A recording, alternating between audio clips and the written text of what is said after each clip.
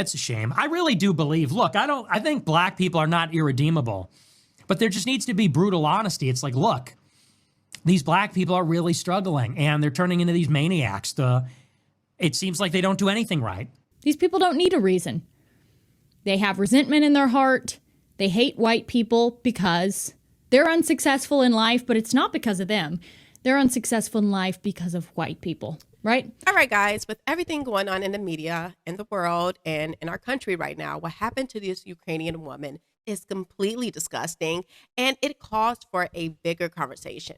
A conversation about the black community, and also a conversation about these white liberals, because let's be honest, white liberals coddle criminals. They tell them that everything they're doing is okay, that they just need another chance, that locking them up is the problem.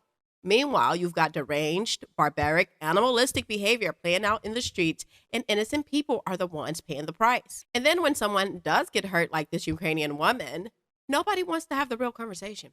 The conversation about crime, the conversation about degeneracy, about the behavior that is happening in the black community around this country. Nick Fuentes brought this up about a month and a half ago.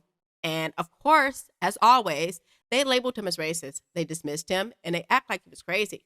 But here's the thing. He made some very valid points. And to be clear, this is not about left or right or black and white. This is about right or wrong, right?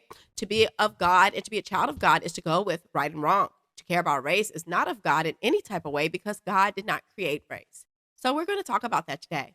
Welcome back to the channel, guys. I am Carmen JC. If you're new here, make sure you hit the like or the subscribe button. And if you want to support the channel, hit the super thanks or the buy me a coffee link below. Let's go ahead and get into it. All right. So obviously we know that white people have been talking about crime in this country for a very long time. And specifically Nick Fuentes, he's blunt. He doesn't sugarcoat. He's flat out says he doesn't want to be around black people. And spoiler alert, it is not because of race. It is because of behavior. Let's go ahead and take a listen. It's a shame. I really do believe, look, I think black people are not irredeemable, but there just needs to be brutal honesty. It's like, look, these black people are really struggling and they're turning into these maniacs. It seems like they don't do anything right. They're obnoxious, they're rude, they're inconsiderate, aggressive, cruel.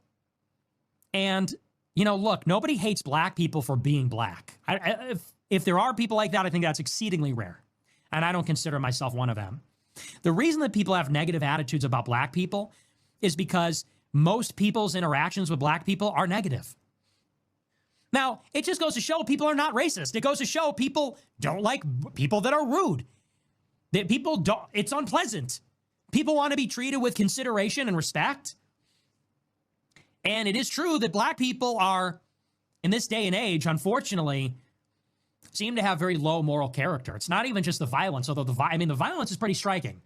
If you live your life and you know that you're going to be mugged by black people, it kind of colors your opinion or perception of black people, wouldn't you say? If 99% of the carjackings and stabbings and shootings that you see in Chicago are by black people, when you're walking down the street late at night, guess what you're looking for? Black people. And you equate that with danger. And it doesn't take a lot of them to spoil the whole bunch like that. And we just want black people to take accountability and say, look, I'm not a bad person. I'm not a bad person. It just seems that every time I encounter you people, for the most part, it's negative. And sometimes extremely negative, like I could get a gun in my face. You know, that's a problem. And people go, well, you are just loaded up with hatred and racism. It's like, I'm really not. I'm a really friendly person. I'm a really polite, friendly person. I give everybody a chance. But if I'm someplace and I see some black person walking in with their pants sagging and they can't articulate what their problem is or what they need, and they're rude and they're aggressive and I'm in fear for my life, like, yeah, I have a problem with all of that. And people go, and these black people go, well, you're racist. You're racist. It's like, no, I just hate inconsiderate behavior.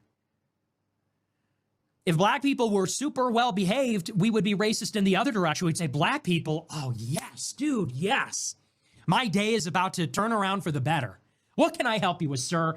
Please come right on in. Man, what a relief to see you here. You're a sight for sore eyes. If black people were known for being the best, then we would be racist in the other direction. Oh, finally. So yeah, that really bothers me. It just bothers me in this damn ass city, because that's all it is in Chicago, is just these black people who can never take accountability. It's always somebody else's fault. So if you're an honest person, you can't really disagree with what he said, even if you disagree with parts of it. It's a fair analysis for him to speak up on his experience and what he sees, especially being from a place like Chicago. I'm from Chicago, so I know. I actually respect his honesty because I'm tired of people trying to be politically correct. No, just say what it is. You do not have to be politically correct with me. And the part that people don't want to hear is Black people do need to be held accountable. We are more violent. We are committing more crimes. And that is not a debate, okay? Those are numbers. And as a Black person, I can tell you straight up, we have to do something about this. I keep talking about that we need to do something about our own issues because nobody is coming to fix this for us. But here's where the conversation usually stops, and that's the mistake. Because while dysfunction is in the Black community is very much real, there's another layer to it. White liberals have been the biggest enabler of this entire mess. They pacify, they excuse, they justify. They treat Black people like helpless children who can't be responsible for anything. And when there are no consequences, criminals keep reoffending over and over again. And to be clear, the politicians writing these soft on crime policies, they need to be held accountable too. The Democratic Party created this culture of chaos. These are their children, if you ask me. They engineered it. Before the war on drugs, before our neighborhoods were flooded with crack, before welfare was weaponized to break families apart, we didn't have this level of dysfunction. They turned handouts into dependency and dependency into identity. Black people can stand on their own, and they need to. And if we don't, the consequences are simple. You're going to go to jail or hell.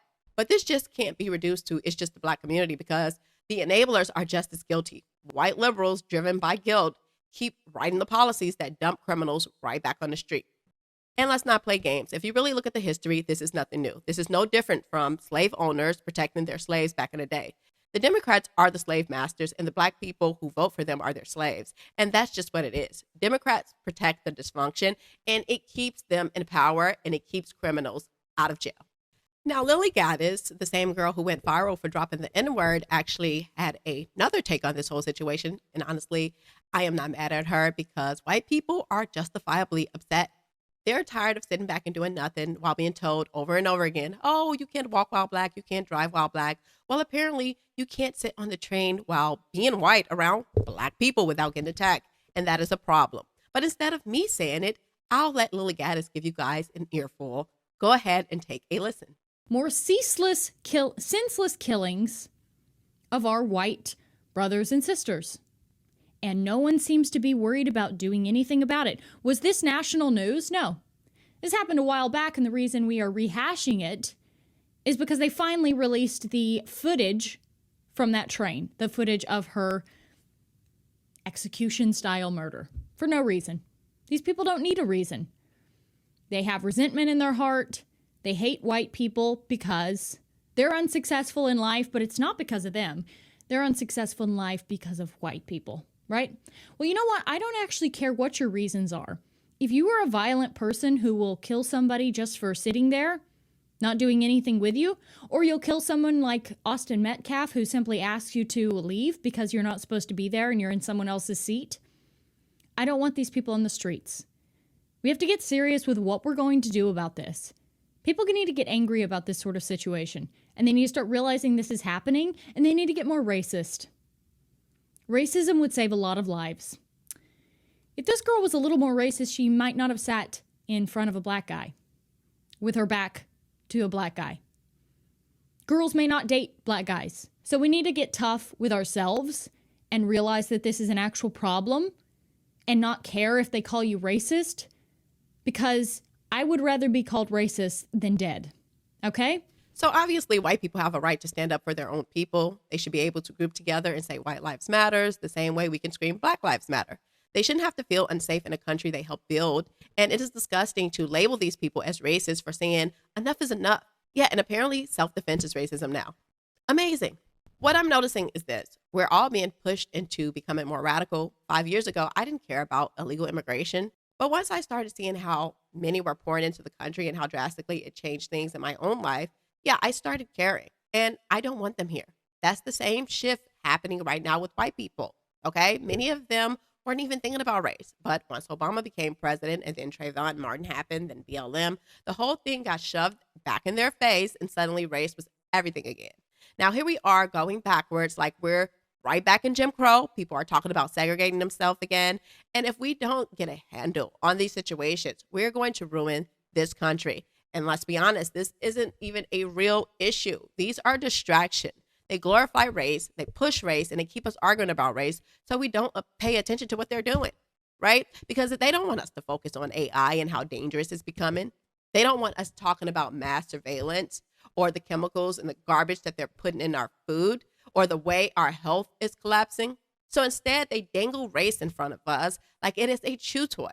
We have to wake up to this. We have to wake up to these tactics and how we're being all used against each other for a divide and conquer tactic, okay? And when I say that we have to get on top of this race narrative and actually deal with these issues in America, I am not kidding.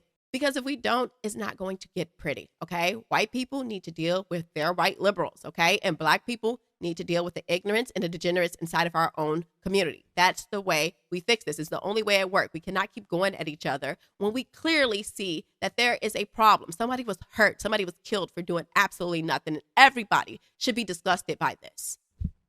So here's what I need people to understand. This isn't just about one crime, one victim, and one viral video. This is a sign of where the country is headed if we don't wake up, okay? It is ugly. We are living in a culture where criminals feel bold enough to brag about targeting people because of their skin color, while the media shrugs it off and politicians stay silent. That should terrify every single one of us, because when the truth is ignored, when justice becomes selective, when accountability is off the table, it does not stop at one group. It spreads until nobody is safe. And to be clear, the people that is fueling this mess know exactly what they're doing. They want division. They want hostility. They want us so busy fighting each other over race that we don't notice the destruction happening in plain sight. Broken families, broken schools, broken communities. They want chaos because chaos keeps them in power. But the truth is, we do not have to play into it. White people are not the enemy. Black people are not the enemy. The real enemy is the system that feeds off the dysfunction, pacifies criminals, and profit off of the destruction of families and values.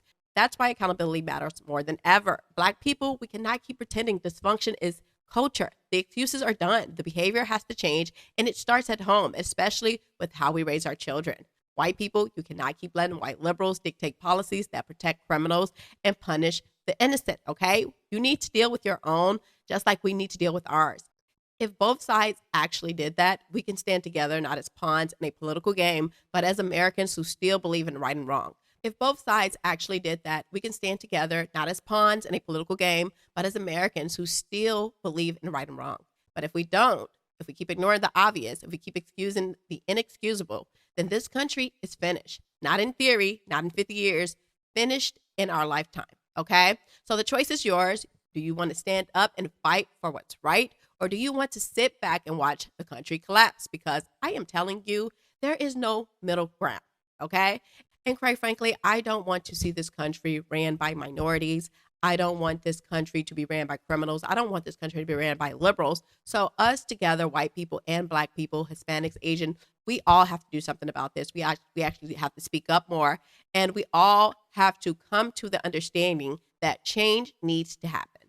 I am Carmen JC. If you got something out of this episode, make sure you hit the like or the subscribe button. Or if you want to support the channel, hit the super thanks or the buy me a coffee link below.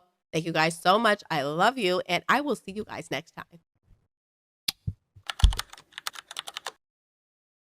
Conscious culture, we awaken and we learn. Fire in our spirits, watch the system as it burns. Question every lesson, let the real truth return. We break the mold, and now it's our turn.